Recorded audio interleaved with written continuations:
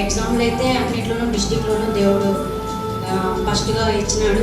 అయితే కాకపోతే నేను సెలెక్ట్ కాకుండా నాకంటే వెనకాల తక్కువ వచ్చిన వాళ్ళు సెలెక్ట్ అవుతూ వచ్చారు. అయినప్పటికీ నేను బాధపడలేదు. ఎందుకంటే దాని వెనకాల దేవుడు ఏదో మేలు నా కొరకే దాచి ఉన్నాడని నేనైతే అనుకుంటూ ఉన్నాను. దేవుని కృప వల్ల ఈ సంవత్సరం అయితే పాస్ అయినాను. మళ్ళీ కూడా దేవుడు మళ్ళీ ఎగ్జామ్లో అందరికంటే మొదటగా డిస్టిక్లోను సర్కిల్లోను ఫస్ట్గా మళ్ళీ తెప్పించినాడు. అయితే ప్లేస్మెంట్ కొరకైతే చాలా రోజుల నుంచి నేను వెయిట్ చేస్తున్నాను. ఎక్కడైతే ఇస్తాడో ప్రభువా. లాస్ట్ ఇయర్ అంతకుముందు ఒంగోలు అక్కడెక్కడెక్కడికో ఇస్తూ వచ్చారు. అందుకే ఏమో నన్నైతే సెలెక్ట్ చేయలేదేమో అనుకున్నాను. ఇక్కడ చుట్టుపక్కల ఇక్కడ రావాలని నేనైతే నా చిత్తం ఏదైతే ప్రభావ అక్కడే ఏ ప్లేస్మెంట్ అయితే వస్తుందో అక్కడ వెళ్ళాలని నేను అనుకున్నాను. దేవుడి కృప వల్ల దగ్గరగానే వచ్చింది. అయితే దాపూర్ నెల్లూరు సైడ్ వచ్చింది. అయినా కానీ ముందు ఒంగోలు వాటికంటూ పోల్చుకుంటే ఇది కొంచెం బెటర్ అని నాకు అనిపించింది. ఆ దేవుడికి నా వందనాలు. ఎందుకంటే 1-2 సంవత్సరాలు కాదు ఈ సంఘంతో నాకున్న అనుబంధము. దాదాపు నేను 2012లో ఈ సంఘానికి అడుగుపెట్టినాను. ప్రతిదీ ఈ సంఘంతోనే నాకు అనుబంధం చాలా ఉన్నది. ఎందుకంటే నేను చిన్న వయసులోనే పెళ్లి చేసుకున్నప్పటికీ నేను ఎలా ఉండాలి, సంఘంలో ఎలా ఉండాలి, కుటుంబంలో ఒక స్త్రీ ఎలా ఉండాలి, ఉద్యోగంలో ఒక స్త్రీ ఎలా ఉండాలి అంటే అన్నీ కూడా నేను నేర్చుకుంది. సంఘానికి వచ్చిన తర్వాత నేను నేర్చుకున్నాను. దేవుడిలో బలపడినాను. ప్రతి ఆదివారం కూడా దేవుడితో నేనైతే ఎక్కువ ఈ సండే నేను చర్చికి వెళ్తున్నా, సంఘానికి వెళ్తున్నా. దైవజనులతో నువ్వు ఏదైతే మాట్లాడతావో నన్ను బలపరచడానికి మాట్లాడాలనుకున్నాను. ఆత్మీయంగా ప్రతిదీ నేను ముందుకు నేర్చుకున్నాను. దైవజనులు చెప్పబడుతున్న ప్రతి వాక్యమును నేను వింటూ దేవుడు ప్రతి చోట్ల నన్ను నడిపిస్తూ నా కుటుంబాన్ని కూడా నేను నిలబెట్టుకోవడానికి కట్టుకోవడానికి కూడా అన్నీ కూడా నిజంగా చెప్పండి ఈ సంఘం ద్వారా నాకు వచ్చి ఉన్నది. అయితే చాలా బాధగా ఉంది. ఎందుకంటే అన్ని కూడికలకు నేను హాజరవుతున్నాను. ఈ మధ్యకాలంలో అయితే హాజరు కాలేకపోతున్నాను. ఎందుకంటే కొంచెం ఎక్కడ వేస్తారో అని దూరంగా వెళ్ళాల్సి వస్తుంది అని. కానీ అయినప్పటికీ దేవుని చిత్తం ఏదైతే ఉందో దాన్ని నేను అంగీకరిస్తాను.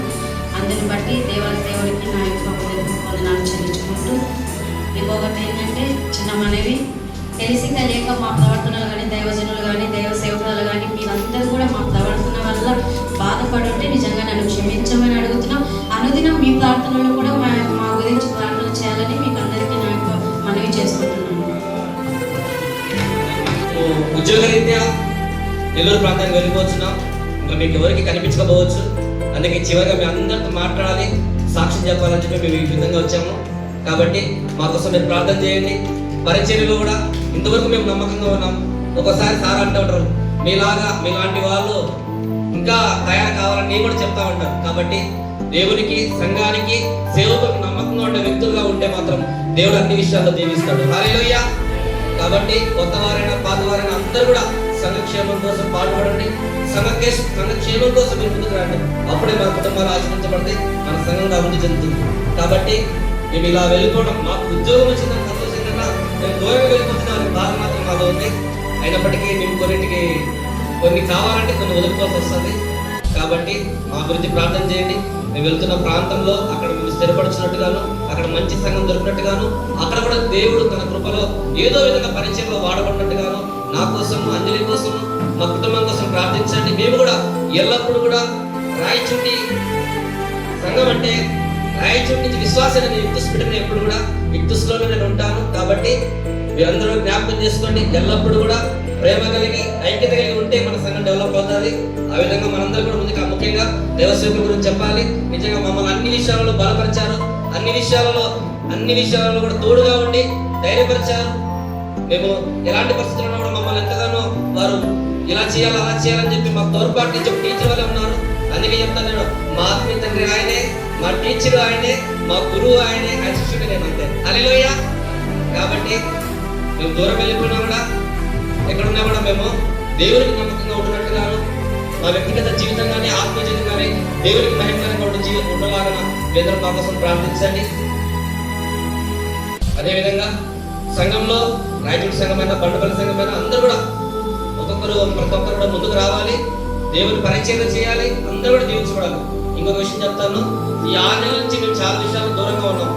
ఈ 6 నెలలు కారణం ఏంటంటే ఎప్పుడు చేసేవాళ్ళని చేయడం ద్వారా పాస్టర్ మాట అనేది ఎప్పుడు చేసేవాళ్ళే చేస్తున్నారు. కొత్త వాళ్ళు ముందుకు రావాలా, కొత్త వాళ్ళు ముందుకు వచ్చి పరిచయం నేర్చుకోవాలా, పరిచయం ఎదగాలని చెప్పి పాస్టర్ మాట ఉండదు. అయితే మేము బండపల్లి కూడా కారణం ఏంటంటే మేము ఇక్కడే ఉన్నామనుకో మేమే చేస్తాం, మేమే చేస్తాం. కానీ మిగతా కొత్త వాళ్ళు ముందుకు రాలేదు. ఒకవేళ ఆ ఉద్దేశంతో మాత్రమే మేము పట్టణ సంఘానికి వెళ్ళాల్సి వచ్చింది. ఎందుకంటే ఇక్కడ అన్ని సౌకర్యాలు ఏర్పడ్డాయి, దేవుడి కృపను బట్టి అన్ని సౌకర్యాలు వచ్చాయి, కానీ అక్కడ ఎటువంటి సౌకర్యాలు లేవు. అయినప్పటికీ కూడా ఇక్కడ ఉన్న వాళ్ళందరూ నేర్చుకోవాలని ఉద్దేశంతో మేము అక్కడికి వెళ్ళిపోయిన తప్ప ఒక కారణంగా. కానీ ఎక్కడున్నా కూడా మేము దేవుడికి భయంకరంగాను మనము దైవసేవకు నమ్మకస్తులుగా మేము ఉండాలని కోరుకుంటున్నాం. కాబట్టి ఆ విధంగా జ్ఞాపకం చేసుకోండి. ఇక్కడ బిడ్డలు ఇక్కడ ఎవరైనా చర్చకి రాలేదంటే వెంటనే రూమ్స్ క్రియేట్ చేయండి. అక్కడ ఏం జరిగిందో తెలియపరచండి. ప్రకాష్ వాళ్ళు రాలేదంటే కారణం వాళ్ళు ఉద్యోగరీత్యా వేరే ప్రాంతానికి వెళ్ళిపోయారని తెలియపరచండి. అంతేగాని ఈ సంఘంలోంచి వెళ్ళిపోయారు ఏదో జరిగిందని మాత్రం అనుకోవద్దండి. మేము దైవసేవలు అందరం కూడా సమాధానంగా ఉన్నాం, మనందరం కూడా సమాధానంగానే ఉన్నాం. హల్లెలూయా. దేవుడి మాటలు దీవించును గాక, ఈ సాక్ష్యాన్ని దీవించును గాక. ఆమేన్.